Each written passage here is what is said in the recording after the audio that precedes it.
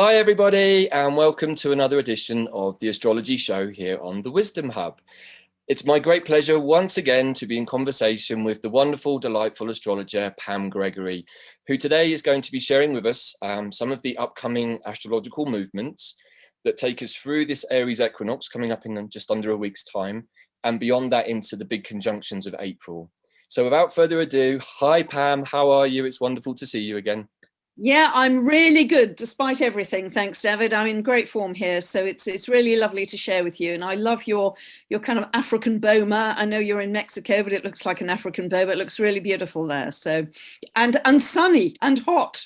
So I envy you that. But it's joyful to be with you again. Thank you so much. I'm not going to lie, the weather is really beautiful here. And yes, I'm in a different space together in Mexico. Yeah, I'm not going to gloat too much for those of you back in Europe right now and enjoying a Northern European spring. But I just want to say a very, very happy birthday to you for yesterday, Pam. And for those of the audience out there who don't know, it was Pam's birthday yesterday. So thank you so much. I know it's been a very, very busy weekend for you. So again, really appreciate taking time out. Yeah, bless you. Thank you.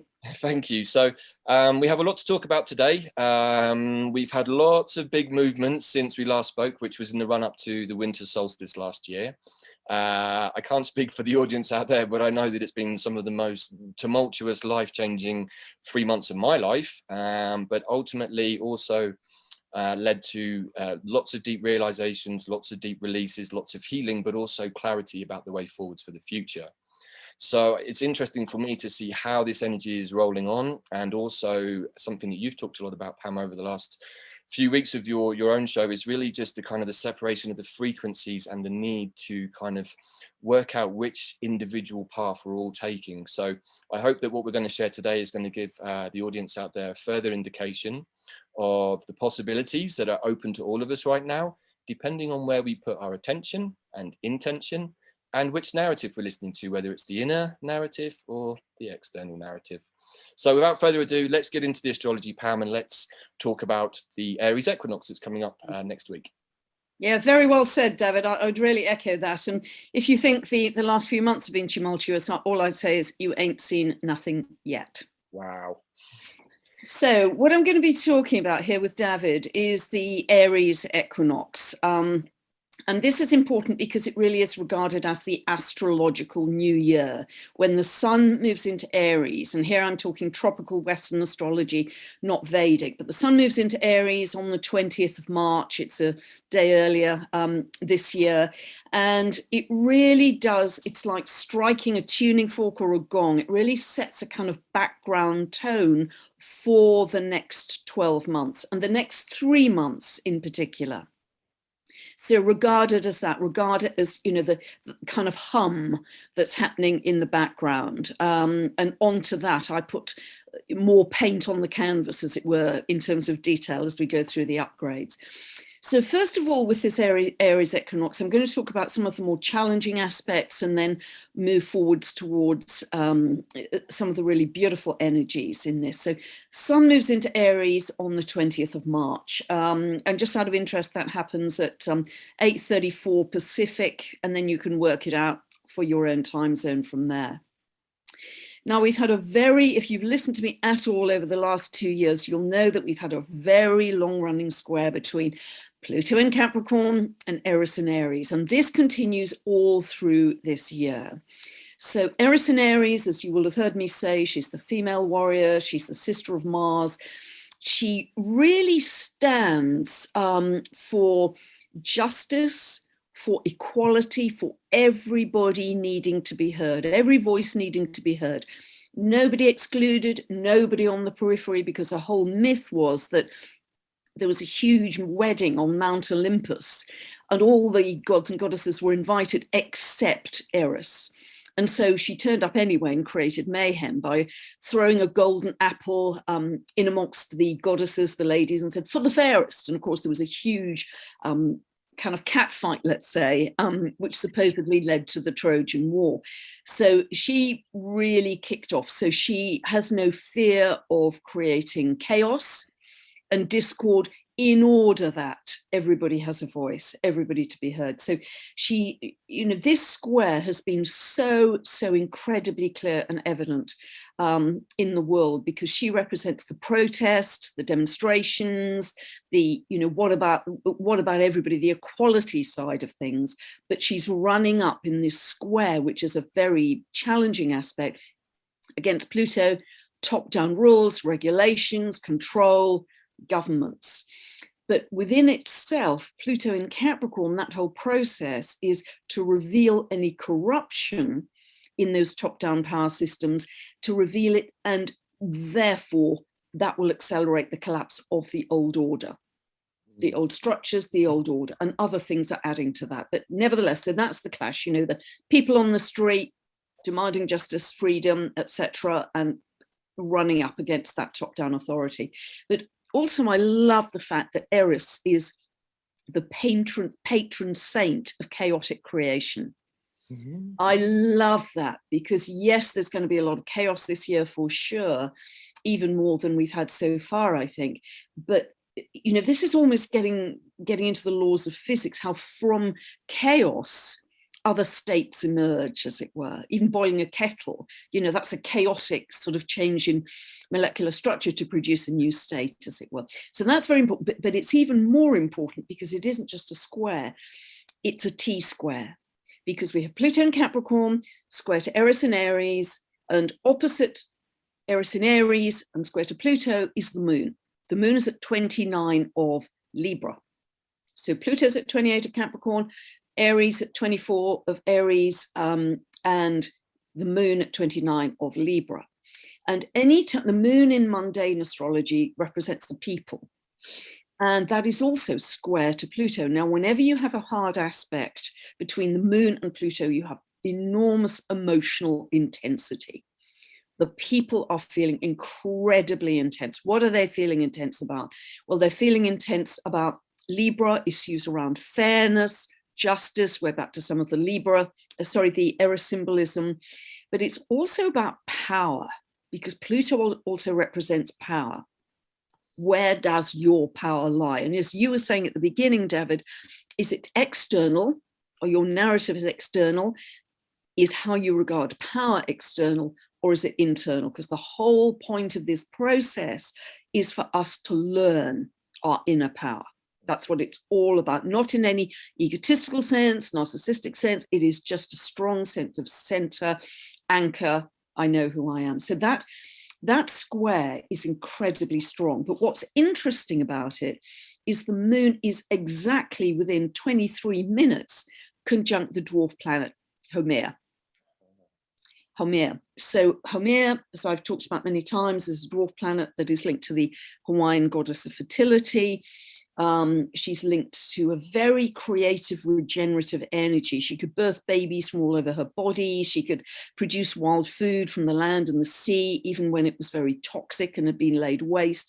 She is a shamanic principle, but she's a very, very strong symbol for New Earth. So in this T-square, we have the elements of the collapse of the old, but the moon is shining its light very brightly on Haumea. Mm-hmm. Okay. Which is the symbol for New Earth, more green shoots becoming evident.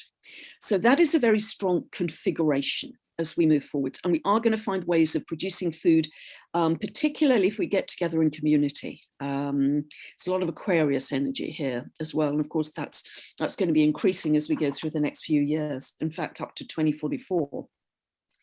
The other T-square here is a T-square between Saturn at 20 of Aquarius and the nodal axis at 25 of Taurus Scorpio. Now, this is quite interesting because at one level, this is about greater attempted control, Saturn, more rules, regulations, and control on our freedom, Aquarius, on our free speech, on the internet, Aquarius. Aquarius is linked to all of those things, internet, free speech, etc. So there will, I think, for sure be even more, if that's possible, it's been so much already, attempted control on any free speech. So that's the difficult side of it. How successful that will be, of course, is down to our own pushback and the strength of Eris in all of this. But on the positive side, that Saturn square to the nodal axis, and remember the North Node is our collective future destiny, where we're headed, it's also about forming new social structures, social Aquarius structures, Saturn, which will be, as Davyd and I have talked ad infinitum, much more community-based, collaborative, people of like mind getting together.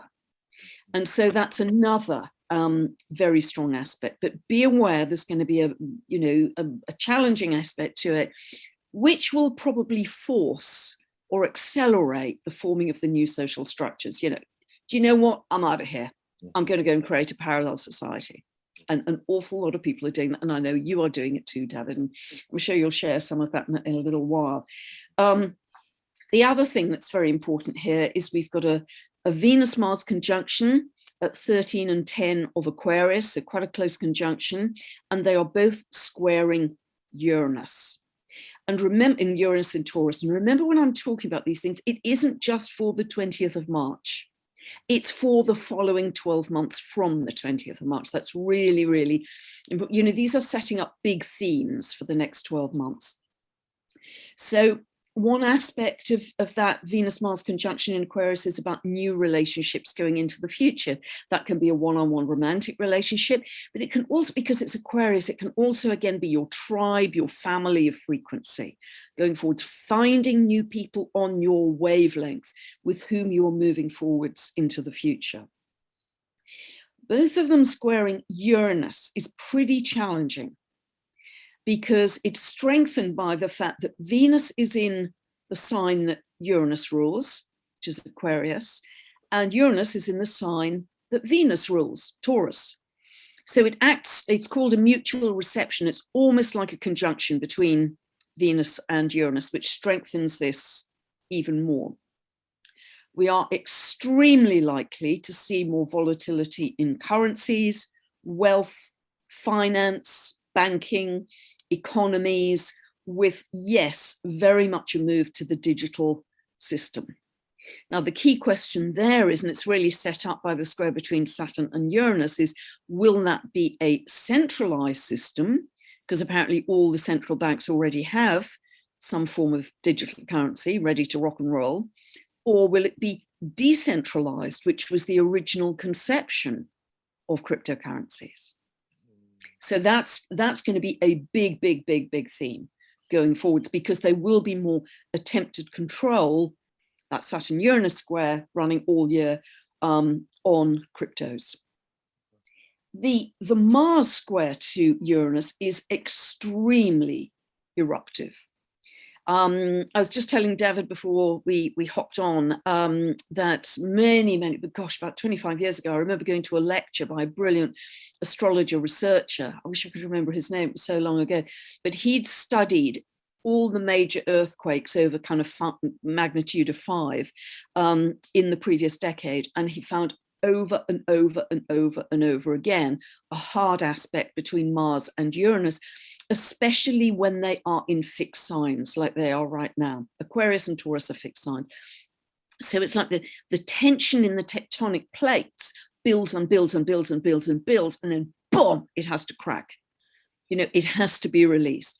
And the very fact that we have Uranus in Taurus, Taurus is the Earth, fixed Earth, Uranus is the planet of earthquakes, until 2026, also tells me that we are going to see a lot of extreme Earth events, but particularly around times when Uranus is highlighted, like now. And this aspect will be exact on the 25th of March. So earthquakes of all kinds, political, financial, real ones, volcanoes, cyber attacks, power cutouts, grid failures, coronal mass ejections, M-class, X-class solar flares and storms. Uranus is the planet of electromagnetics, both natural and man-made. So it's very much linked to the unstable geomagnetics we have now and for quite some years to come. I think. I mean, even Uranus in Taurus is that. The symbolism is unstable, geomagnetic. So all of that is quite a lot of rock and roll, but it is really to break down a lot of the old in order to get the breakthrough. You know, if it's just same old, nothing is going to change. We have to go through some kind of extreme to get to a different place. And then starting to talk about a very, very different quality of energy is this beautiful, beautiful Jupiter-Neptune conjunction. Now, at the Aries equinox, Jupiter is at 18 of Pisces, Neptune is at 23. So it's actually about 4.5 degrees apart. They will become exact on the 12th of April, but we are well into this energy already, because Pisces as a sign is so porous, it doesn't have boundaries. But in fact, that conjunction is on the one side conjunct Mercury at 17 of Pisces, so it's very tight on that Jupiter. And on the other side, we've also got the Sun just entering Aries, which is 7 degrees from Uranus. So it's like 4 planets, Mercury, Jupiter, Neptune, and the Sun, all in a quadruple conjunction. So it's really highlighting, I mean, the Sun is in Aries now, but it's really highlighting that Pisces energy. Now, I've talked a great deal about that on my channel. When this video goes up on my channel, I'll put the Jupiter-Neptune video I did below, because I covered a lot of that there. But on the one hand, to deal with the difficult stuff first, this can be around hypnosis, psychosis, illusion, delusion, deceit, lies. It can be about people being in a trance. It can be about media, that kind of illusion. It can be like feeling a victim. And boy, is that playing out big time. I mean, if people can't see that, you know, I don't know what to do, because that is clear as day how that is manifesting in the world. I don't have to get into detail. I think it's just so darned obvious. But on the upside, it can be the unveiling, the unveiling of secrets, the unveiling of lies and deceits. And therefore, for many people, this represents a major time of awakening. Really big time. This is beautiful high frequency energy. This is to do with the light. It'll bring in a lot more psychic sensitivity for all of us. Our dreams are going to be much bigger, much more vivid, much longer. Keep a dream journal if you don't already. It brings in a huge amount of compassion, heart connection. It's about a shift in perception, a shift in dimension. I want to say an unbounded sense of self.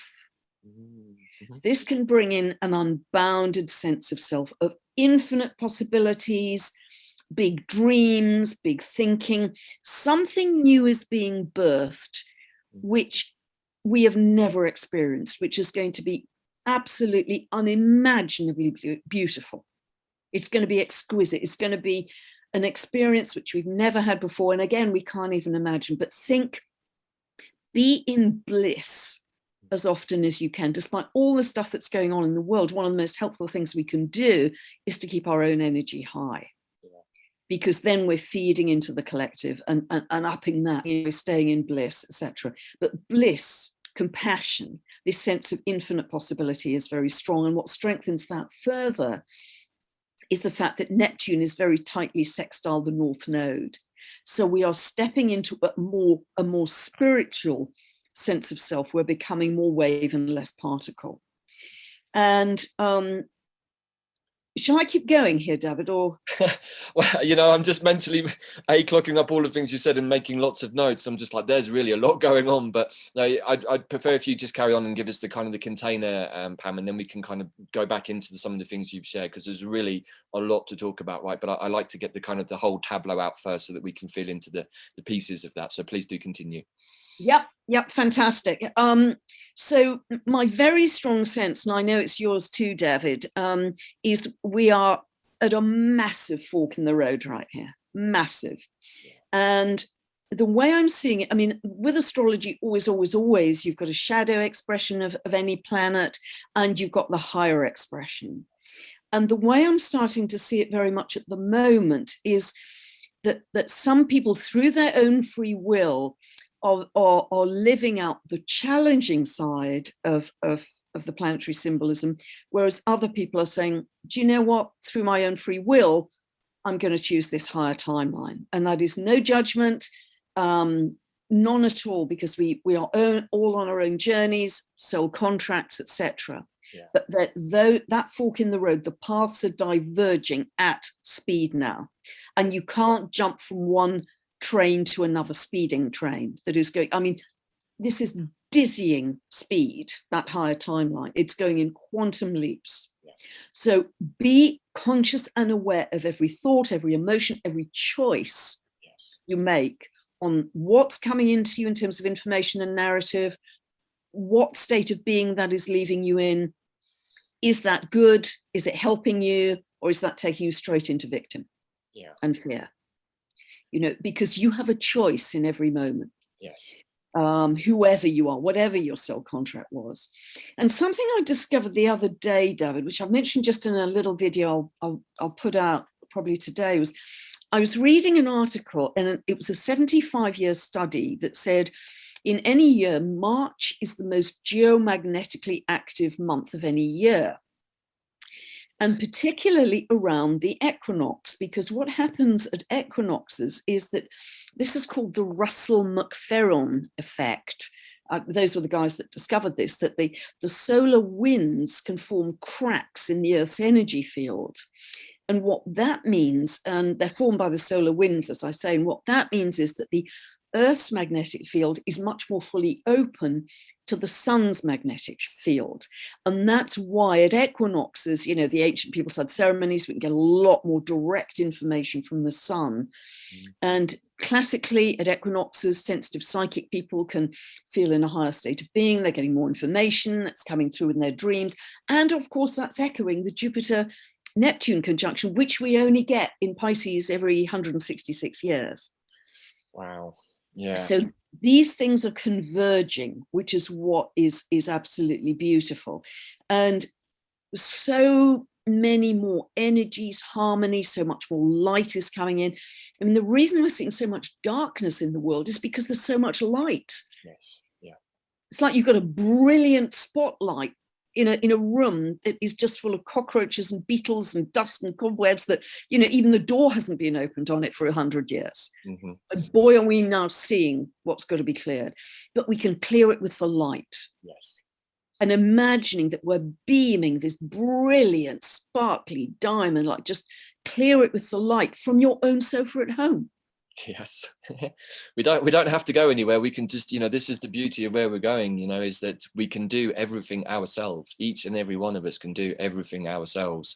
And like you said at the beginning, I think this is a big part of the shift is accepting self-responsibility for everything that we do. And this is, you know, in the typical Buddhist tradition, right action, right words and right thoughts. You know, and everything matters. Every single thing that we do matters, even if we have really, really intense thoughts about people right now, because the energy is so fine. People can feel those thoughts. This is the first step towards telepathy. This is really communicating at a 5D level where we're connecting not necessarily in physical space, but we're connecting from a higher mind space. This is something that is really coming online for a lot more of us right now. And it's still work in progress. It's new technology for many of us, really, I guess, but it speaks to me of where we are heading in the Aquarian age.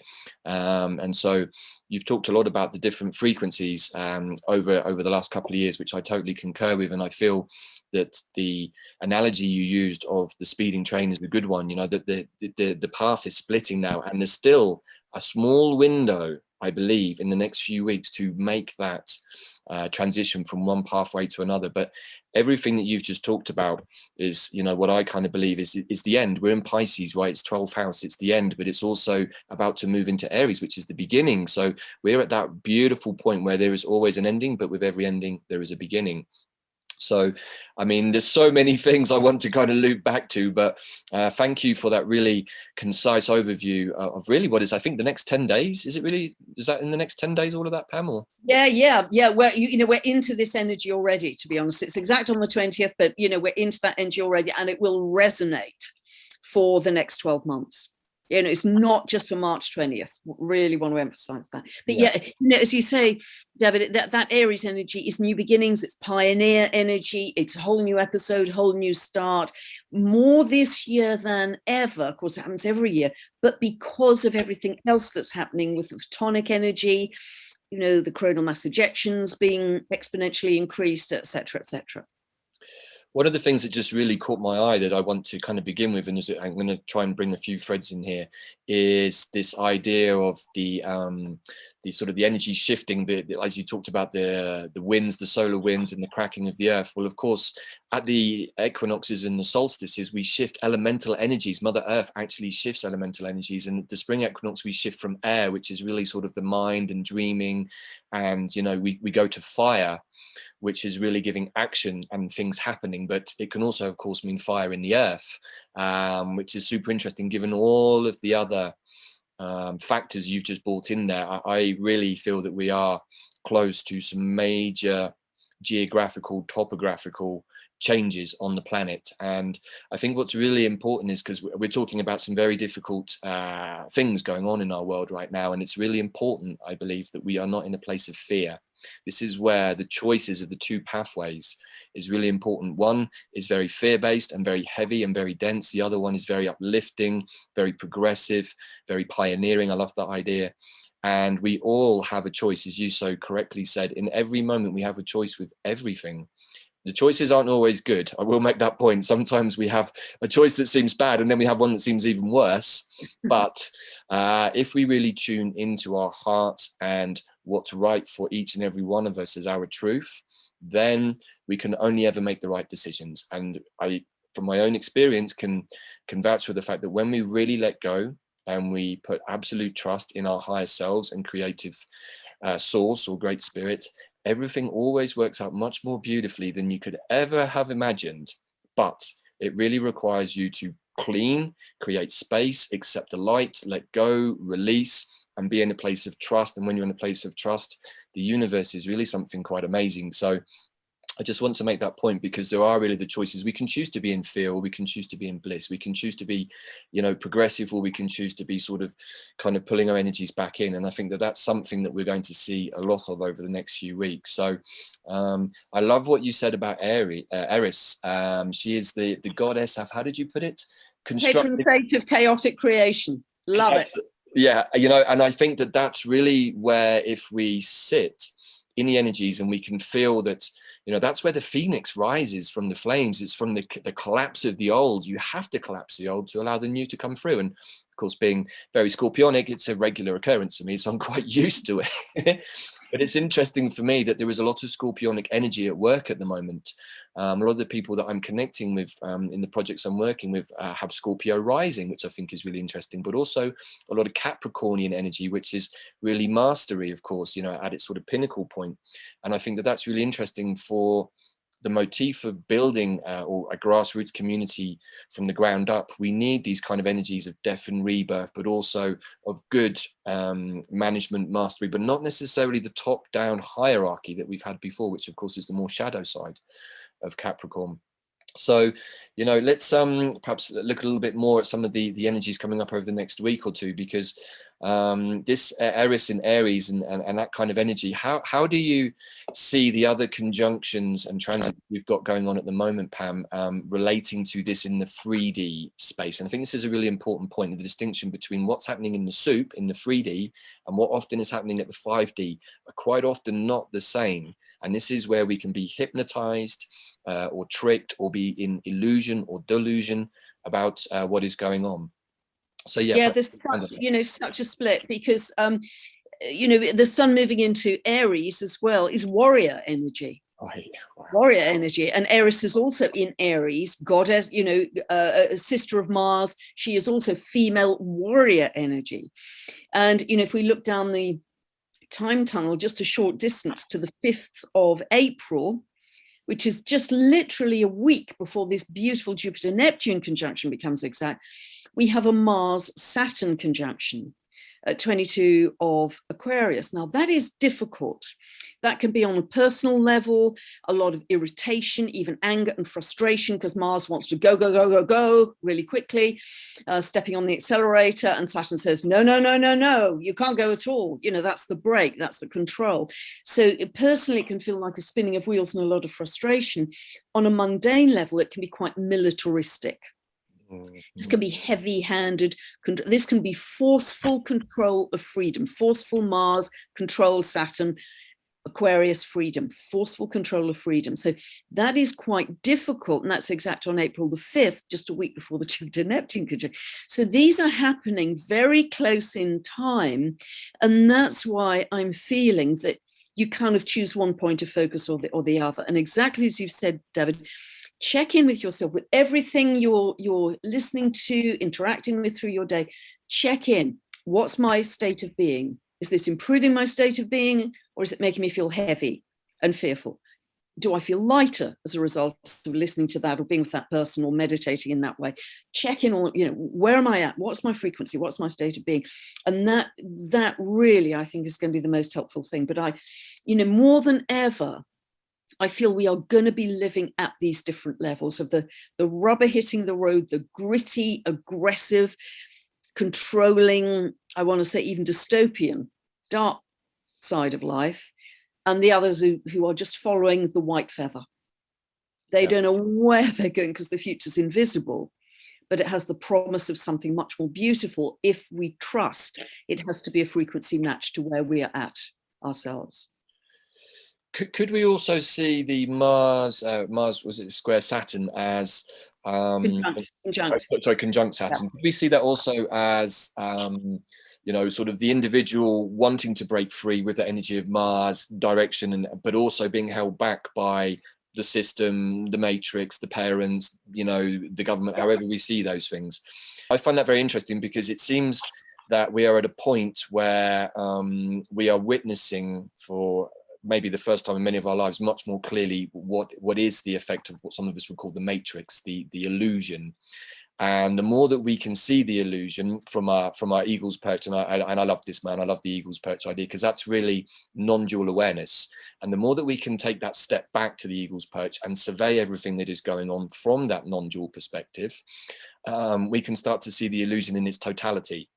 And I think that once you start to see the illusion in its totality, you can start to see how ubiquitous it is and how much you've been living in it your entire life and how long it's been going on. But also then with me certainly came the desire not to want to be a part of it anymore and to take active steps to release those things from my life. I'm going to talk from personal experience, from my life that needed to be let go of so that I could expand, which I really think is the Jupiter energy, right? That's coming up. Yeah. In April. And I think these are the energies that if we can work with and not get pulled into the hypnosis of the psychedelic box that is television or our laptops, and I remember John Perkins, the economic hitman, once saying that he said the real psychedelic experience is the TV, is Hollywood. And I think that that's very, very true, because the more that we get pulled into that, the more easy it is for us to be convinced of other people's narratives, right? And we're living at a time where there is claim and counterclaim from one side to the other. You did this, no, you did this, no, you did. And it's just like, in the end, how are we ever going to know who's telling the truth? We're not working for the UN, we're not working for NATO, we're not working in the governments of the world. So all we have to do is all we have really is this kind of media propaganda and projection. But there are different places to look for information. And I think that's also really important, is that we, from our eagle's perch, if we have the desire to kind of find a way through this, is to be able to assess all of the information available to us, process it within our internal system, our energy field, our body, find what resonates in our body as the truth for us, and then work with that, and not to worry about what other people are doing, what maybe family members are telling us, or what maybe friends are telling us, because they may or may not be correct, and it may be a truth for them, and they may be working to that, and that works for them, but it doesn't necessarily work for you or for me, And I think that that's also really important, that as we move into this new space, we are being encouraged to be sovereign. And sovereignty means, that we are in our own truth. not necessarily imbibing and, you know, digesting and sometimes accepting other people's truths. And so I think that's something really important, because as we move through these next few weeks, we're already in a place where the hypnosis is very, very strong. We've moved from one hypnotic scenario to another. And, you know, in a trice. In a trice. And I think maybe what's disturbed quite a few of us, myself included, is how easily that hypnosis was switched from one set of parameters and narratives to another one that seemed to manifest almost out of thin air. And, you know, so I just want to draw, you know, people's awareness to that, because we can step back from all of that, and from our non-dual eagle's perch awareness position, we can see all of that for what it is, and then we can make a decision for ourselves, you know. So yeah, I feel like that's a very important part of the next few weeks, is really just to kind of sit in that energy. And everything you've talked about to me indicates that we are now at the point where we are looking at the end, we're looking at the collapse, but we're also looking at the beginning. And, you know, I really want to remind everybody there is nothing to be afraid of when we tune into these higher frequency energies. You know that everything is okay. You know that you're going to be okay. And then you start making choices for yourself that follow that frequency, rather than making choices that are kind of ones being projected at you that you've accepted, and then you kind of make a choice from that. So that's really where, again, where I see this fork. Yeah, I mean, that is really beautifully said, Davyd. Thank you. And I'd so agree with you. But, you know, that if you're watching the nightly news, as you say, that's somebody else's narrative coming at you. And it parallels the whole issue about Pluto. And where is your power? Is it external or is it internal? Because if you're following that kind of 3D narrative, you look at the noise in the world, the noise of war and death and poverty and destruction. And, you know, it's just overwhelming. And everybody would be depressed if they were following that narrative. Everybody. I became instantly more joyful as soon as I switched it off 2 years ago, and haven't looked at a minute of it since. But it also means, as you've really said, Davyd, that you are in a much stronger place to help other people. Yes. Because it's only when you are strong and positive and in a good frequency yourself that you're able to help others. If you're in fear, if you're in anger, if you're in panic, if you're sick, you are much less able to help other people. So, you know, for those people who may say, well, you know, it's all right for you and you might be sitting in bliss. So, you know, well, actually, you can do an awful lot practically to help these people in extreme situations, which I do, and I'm sure you do too. But it isn't selfish. In fact, you are feeding into the collective in every moment. That working energetically is what I'm really trying to emphasize in my work more and more, the power of working energetically.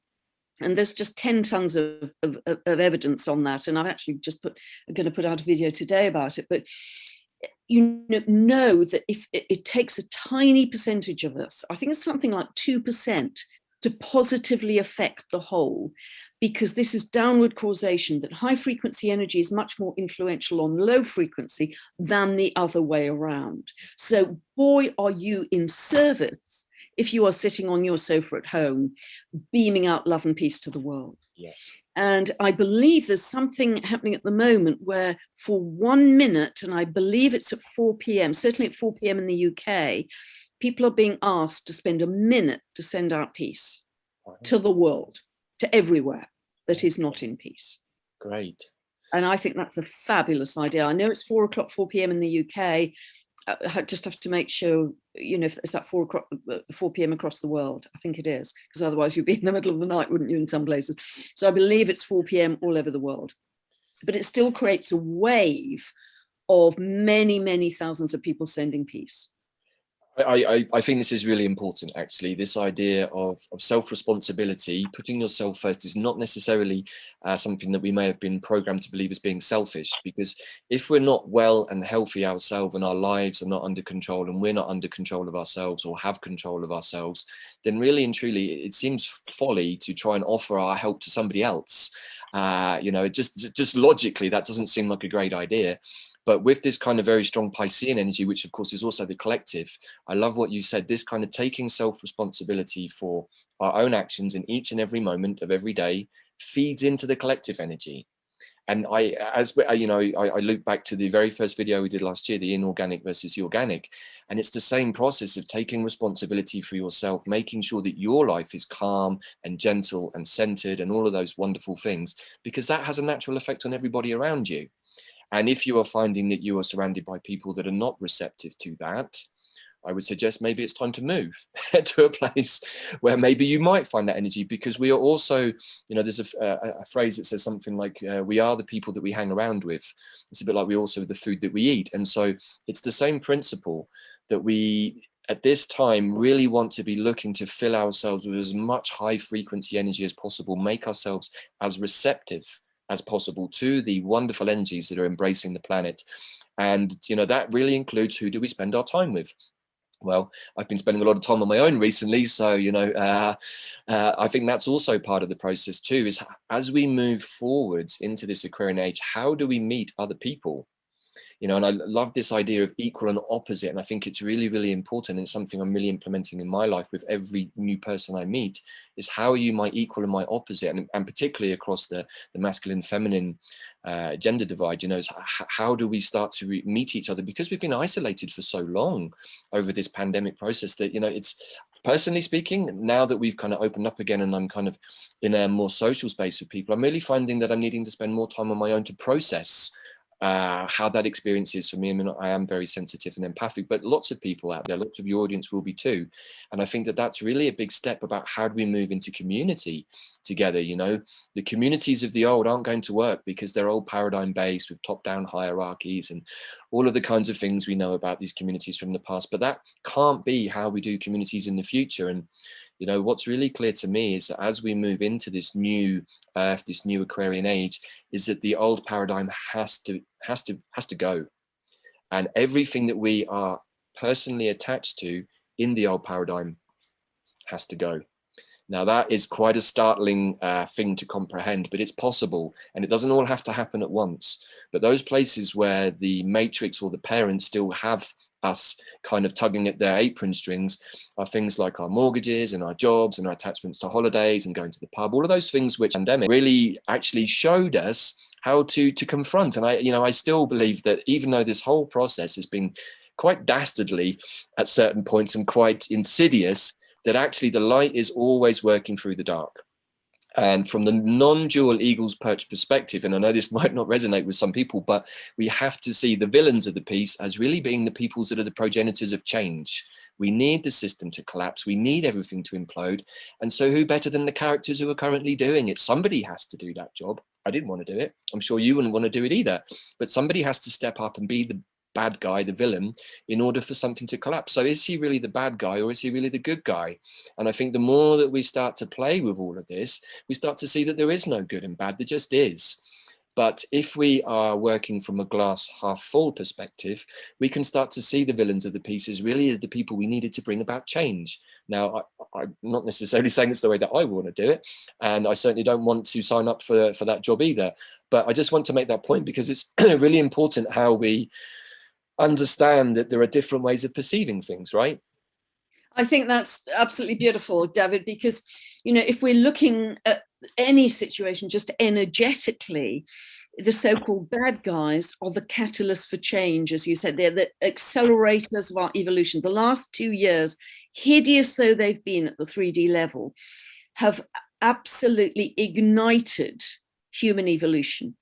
That we would have stayed in same old comfort zone. There'd have been no momentum to make a change, but we've had to make some very radical changes. Some people have lost their jobs, they've lost their businesses, etc. They've lost family members, etc. So uncomfortable though it's been, if we look at it simply energetically, it really is the dissolution of the darkness and a lot of turbulent geomagnetic energy, which is allowing the light to expand and expand and expand. And in terms of, yes, you're letting a lot of the old go. If we just are absolutely relentless in keeping a high frequency, what then happens is that we magnetize the people on the same frequency. We magnetize the same circumstance. We magnetize our tribe. And I know this is happening across the world, that people are finding their tribe, their like-minded people with whom they'll march into the future. And we are forming communities from the grassroots up. Aquarius, not top down Capricorn. You know, people are buying land, they're growing food, they're coming together, they're in working groups, they're child minding each other, you know, children, dogs, you know, they're actually creating a different society of love and harmony and respect, with laughter and love and sharing. And the joy doesn't come from you've just bought new stuff. The joy comes in human connection, heart sharing, laughter, love. That's the joy, and that's the joy of the Aquarius energy. But you will magnetize the people and circumstances to you if you are relentless in keeping a high frequency. It'll just happen. It'll just, you know, you stumble across them somehow. For me, it's been life-changing, I have to say. Me too, and I couldn't agree more. And I have to thank you again for, you know, the opportunity of doing the videos last year, because that's the last one that we did back in the winter solstice has generated so much here. It's actually what's brought me to this place. The lady who owns this wonderful avocado orchard in the mountains in Mexico invited me to come here and help her build the grassroots community from the ground up with everything that she's already built. And so that came about out of the video that we did last year. So this is where what we are talking about can immediately happen, you know, and so much has happened since I did that video, you know, Pam. And again, I want to emphasize, this is what happens when we act with our intuition and we reach out and somehow we magnetize the people that we resonate with. Either they come towards us or we go towards them. But this is really, really important, because we're at a time now where we don't have the time to spend months, years getting to know people, wondering what their motivations are. This is a time when we have to be really with our intuition, but it's also a time when we can meet people at the higher level. And I'm finding this a very interesting aspect, is to communicate with people there first, work out what is our relationship. Sometimes it's past life, sometimes it's, you know, only from this life, but then almost kind of work down into the 3D. To me, that seems to have removed a lot of the kind of toing and froing and getting to know each other, because you feel each other at a heart level. And this is really what 5D is. It's unconditional love, heart level energy. And so when we meet people in that space, it kind of removes a lot of the shadowy stuff that we may have encountered before when meeting people for the first time. And, you know, this whole piece about unconditional love is very difficult to understand if we've never experienced it before, because in Western society, we're kind of almost brought up and educated to be in codependent relationships where you need something from somebody else. That's not unconditional love, that's conditional. Right? And it's also not sovereign. So I really feel, you know, with this Venus-Mars kind of conjunction entering Aquarius at 0 degrees, hand in hand, to me in many ways speaks, I mean, it speaks of many things, but it speaks to me of a new way of masculine and feminine interacting with each other in relationships. And I think this is also a very interesting aspect of where we're moving into. Is like, what do we understand to be relationship? Does it have to be in the physical space with somebody, or can it be through a higher mind connection through telepathy with somebody on the other side of the planet? And I still feel that we're really at the beginning of this, but this is, I believe, going to be a big piece that we're going to move into in the Aquarian age, is how do we have relationships with other people? And I kind of feel that at a heart level, it's with unconditional love, because when we meet people in that place, there is no need for anything from anybody. There is no judgment. There just is. And we can meet each other in this equal and opposite space. And I think that's really beautiful. So again, it depends where we put our focus, right? If we're getting pulled into the mundane and the 3D and going round in circles with individuals, partners, whoever, then this is the time, and all of the energy that you've talked about really, to me, is the universe or Mother Earth or whatever forces, you know, are at work, bringing everything together in the most tumultuous, chaotic of scenarios to literally break everything down. You know, it's almost like the mushroom effect, you know, it's kind of degrading everything so that it can be born again and create wonderful soil, wonderful subsurface connections that allow, you know, many other plants to grow, many other things to bear fruit. And I think that, you know, this is where the more that we look at nature and the motifs of how nature works, we can see these kind of almost Aquarian ideas springing from the ground up. Yeah. Yeah, that's just so beautiful. I mean, the way your life has changed, Davyd, and where you're living now, I mean, it just looks absolutely, you know, you've landed in New Earth, haven't you? You're our role model. You're the shining example, because it really does look like New Earth. I mean, it looks like an African boma. It's beautiful. Bless you. Yeah, and you know, I mean, I guess if I can share anything from my journey over the last 6 or 7 months, is really that it's been a process of release, a process of trust, but it's also been a process of letting go and deconstruction and in some cases, destruction of myself, including my identity, everything that I thought I knew about myself. I've really had to spend the last couple of months letting go of, which on the one hand is kind of scary, but on another level gives us a brand new blank canvas to be a much better version of ourselves. And, once we open our heart to that, then this kind of thing can manifest. And not just for me, but it can manifest for all of us. But we have to be brave. We have to be Aries. We have to be a spiritual warrior. We have to step up, and we have to look at those places in our lives where we are attached to something, or we're in a place of need from somebody, or somebody's in a place from need for us, and we have to really acknowledge those and start to release them, and say, hey, I'm going to make decisions that are good for me, not because I want to offend you, but because I need to do this for myself. And hey, if we can come together and it works for both of us, great. And if it doesn't, no problem. I'm not doing anything to offend anybody, but I have to make sure that my life is in balance and in a place of peace and harmony, because without that, how am I going to build a new earth? If I'm in a place of chaos and anxiety and fear, then whatever I build is going to manifest that energy within it. And of course, that's not new earth. So these are all the kinds of motifs that we're kind of moving forward into. And of course, we always like to talk a little bit about the plants in these shows. Yeah. Want to share some of that, Davyd? So there are a couple of plants I'd like to bring into people's awareness right now. And one of the major plants, I believe, for this time is dandelion, or El Dandelero, as we call him out here. And the reason I'm talking about dandelion is because dandelion at an energetic level really is a time lord. He is a master of time, and he can show us how there is really only the present moment, and that everything else is just an aspect of that. And the past is still vibrating and is still active, and the future, of course, never comes. The future is always tomorrow. So there really is only the present moment. But the more that we come into the present moment, the more dandelion asks us to be in a place of trust and to let go. But the beautiful thing with dandelion is, particularly when you work with the flower essence, is that there is this kind of process of synchronicity, that the more you let go, immediately something manifests. And we are in a time when the energy is very quick, very strong, but this can be used for instant manifestation. It can be used for instant healing. It can be used for instant release. And when we work with dandelion at this kind of quantum energetic level, he really shows us that. I've seen it myself. I only really got through the last couple of months through some difficult situations working with dandelion, and being in that place of trust. It's like, wow, today's really heavy. Today's really dark. Today's really challenging. But I know that tomorrow is a different day. And dandelion is constantly bringing us into this place of like, every moment can be different. You don't know what might happen tomorrow. So I left quite a difficult situation and stepped into this place. Within the same day, my fortunes changed within a matter of hours. And I went from like, wow, I don't know what's going to happen next, to suddenly go, oh, I've arrived. So I just want to share that, because this is how it can change. And when we're in that place of trust and we're just like, you know what, I'm following my intuitions and I'm following the synchronicities, then spirit can deliver us the most wonderful of gifts if we are clear about what we want. And I think that's really, really important, because when I talk to a lot of people back in Britain or in Europe, there is an idea of what people want, but they don't really know what they want. And when I say, if you were to have a blank piece of paper and draw on it your future, what would be there? And the first thing that normally happens is that people start bringing up all of the blockages that are going to stop them from doing that.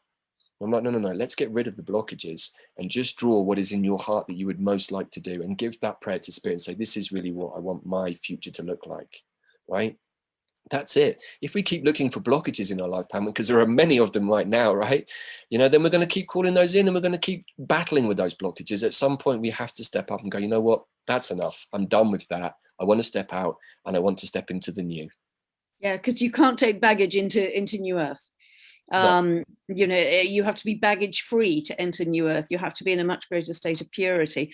It's interesting. I don't think this is relevant to what you do with your plant work, Davyd, but I know that dandelion is very good for kidneys, and in Chinese medicine, kidneys are where fear resides. So if there's a lot of fear happening in the collective, a lot of people might be getting hit with kidney issues. And so dandelion, I presume, would be very beneficial in that way as well.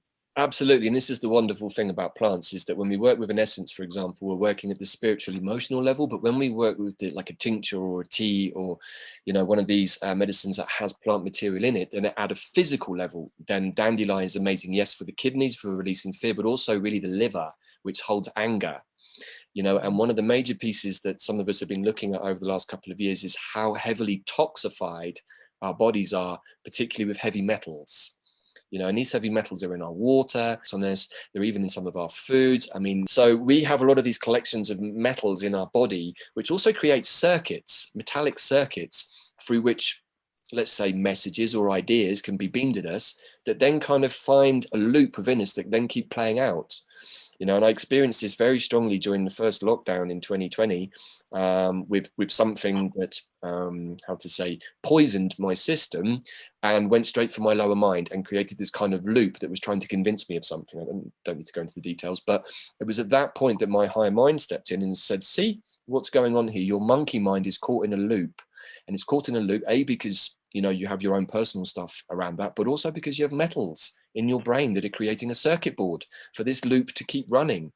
So it was at that point I decided to do a heavy metal detox, which I have to say, 7-8 months on, really has had a huge effect on reducing the effects of Epstein-Barr virus in my system, which I only really found I had last year, but had been suffering with since I was a child.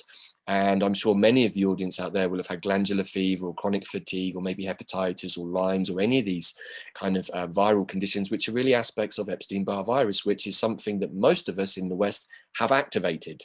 So a lot of the body pains that we might be experiencing that could be attributed to other things from an external narrative are actually really because our bodies are heavily toxified. And so I really would suggest that working with a plant like dandelion on that level, or also I want to bring in some of the other spring tonic plants like cleavers, sometimes called sticky willy. You can go out and find that plant and you can put it in a nice glass vase of mineral water, leave it overnight, and the following morning you have a wonderful cold pressed cleavers water, and you can drink that, and it's really good for cleansing the lymphatic nodes. We also have, of course, wild garlic ramsons, which is also a blood purifier that you can go out and find. And then we have nettle. Nettle is starting to come back too. Nettle is a wonderful plant for so many reasons. So all of these plants can really start to cleanse our energy field, release the kind of toxic, sluggish energy that we've got from the winter, and start to freshen up our energy system, which means that we're much more light, there's more space, but it also means that we can accept much more easily all of those higher frequencies because they don't have to wade through the dense, heavy energies of toxicity and heavy metals. So, these are just a few plants that we can go out and pick ourselves. And of course, that's also being very empowered. We don't need to go to the local doctors and get somebody else to prescribe something for us. We can prescribe ourselves. And I really think that a big part of what we've talked about before, Uranus and Taurus and the new earth and different ways of doing things, working with plants, is that we can all start to become our own practitioner for our own health. We can all become a medicine person for ourselves. And the more that we do that, the more that we don't have to rely on external directives or narratives to tell us what's wrong with us. I really believe that the person who knows best what's wrong with us is us. But we have to be in that place of clarity, not have our head filled with mumbo jumbo and other stories from other people and whatever. We have to be in a place where we can be in self-assessment of what's going on in my body. How did it get there? Because really anything that's in our body has always started off as energetic something. It's like the 3D is the end of a manifestation process that is starting at a higher level. And that's really worth remembering with everything. That is the essence of magic. Everything that we are using here is magic. Everything in this room is made of magic because it started off as somebody's idea. And then it was brought down with that fire energy into manifestation. So again, we can also work with the elements in this way to understand how to manifest things. So there are so many solutions right now. So many solutions out in the fields, around our houses, in the woodlands, in our gardens. And, when we start to pay close attention, which again is dandelion, being in the present moment, observing what is going on around us, we suddenly start to see there is a lot more going on around us than we ever really paid attention to before. Not least of all, the fact that there is this wonderful medicine dandelion that normally grows in the cracks in the pavements. This is the other aspect of dandelion that's great. Dandelion is a master geneticist. He knows how to change his DNA at will, to the extent where the botanists have given up trying to classify dandelion because there's so many thousands of genetic variations that dandelion has made of himself to adapt to different environments so that he can thrive anywhere. Now, if that's not a plant that speaks to me of the robustness that we need to move into the new space, then I don't know what is. Yeah, it's beautiful. That's really beautiful. As you were talking, Davyd, it's so interesting because obviously I'm sort of thinking astrologically, and we've got the South Node in Scorpio right now until July 2023, and that's about toxicity. And the South Node is our collective past. So that's what we're shedding. We're shedding the secrets, the lies, the toxicity, and we're moving towards Taurus, which is much more a pure connection, direct connection to the earth and all that you're talking about. But we've got to shed the toxicity before we can do that in a really beneficial way to get to that Taurus North Node. So, you know, I really echo what you're saying. It's so reinforced by the astrology as well. Mm-hmm. And of course, you know, being Scorpio myself, you know, for me, Scorpio often represents poison. You know, Shiva is very connected to Scorpio. Shiva was the only being at the churning of the ocean of milk, you know, which is a creation story from the Hindu traditions, that Shiva was the only one who was willing to take on the poison. When there was the churning of the ocean of milk, which created the world that we live in, which is duality, of course, there was all of the wonderful things, but there was also the sort of the poisonous things. And none of the beings that were created in that moment wanted to take on the poison. So Shiva was the only one who decided that he would swallow the poison because he's a tantric master. So he knew that it wouldn't affect him. And I think this is also really important, because when we can start to work with our inner quantum energy, we become tantric in the sense that we can transform energies. So if we perceive an unhelpful frequency coming into our field and we're observant enough because we can feel it, we can transform it so that it never gets into our physical body and never makes us sick. And I think this is a really important step, because once we become aware that everything that comes into our body is a choice, it's something that we've allowed into our energy field. The question then becomes, why am I allowing sickness into my field? Well, there could be a good reason. It could be that your higher self needs you to experience something so that you can release something. Or it could just be that you decide that you don't want to allow sickness into your field anymore, or any other lower frequencies. And that's when we start to really become sovereign. And, you know, for me, this is a lot of where we're moving to with North Node in Taurus, with the energies that are work, is, again, it's this idea of self-responsibility. Yeah. Yeah, beautiful, really well said. And we are really starting to sense that it all starts with us. You know, we've had a life where everything has been an external authority or an external narrative, and now is the tipping point, the absolute pivot point of coming back to our own hearts, coming back to our own center, our own sovereignty, as you say, our own authority, and living from the inside out, rather than as many of us have lived, myself included, frankly, through most of my life, from the outside in. Yeah. And that shift changes everything, because you start to create the world you want to live in.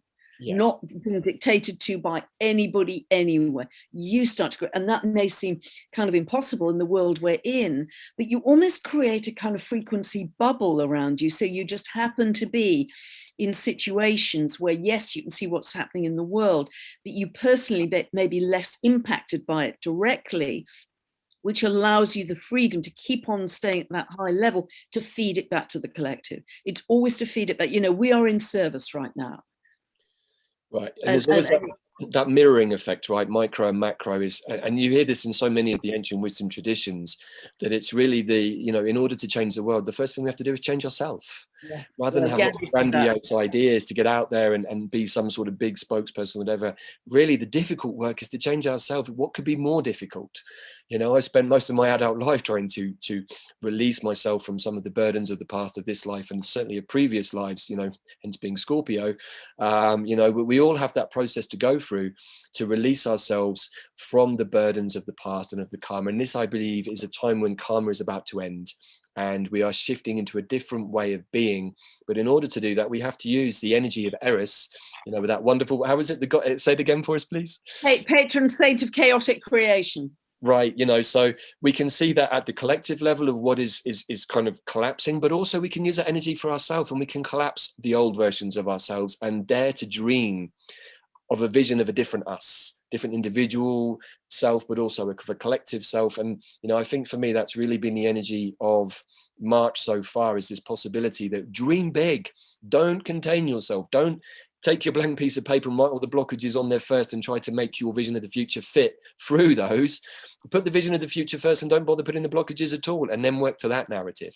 Much more. That's Jupiter Neptune. That's absolutely dream big, think big in a bigger way than you've ever dreamt before. Right. Totally. This is an opportunity not just of one lifetime, but of at least two, maybe more.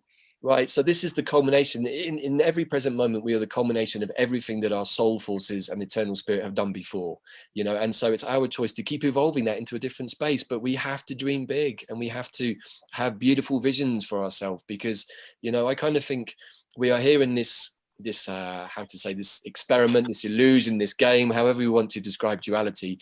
And once we realize that it is all of that, then we can start to play the game on our own terms, rather than taking somebody else's rules, which I never really agreed to in the first place, actually. You know, I can play the game on my own terms, but do it from a heart-centered way that doesn't hurt people, that it isn't manipulative or controlling or contrived or any of those things. And I think that the more that we open our heart, and a great medicine for this would be hawthorn. Hawthorn, the fairy May Queen, is really connected to Beltane.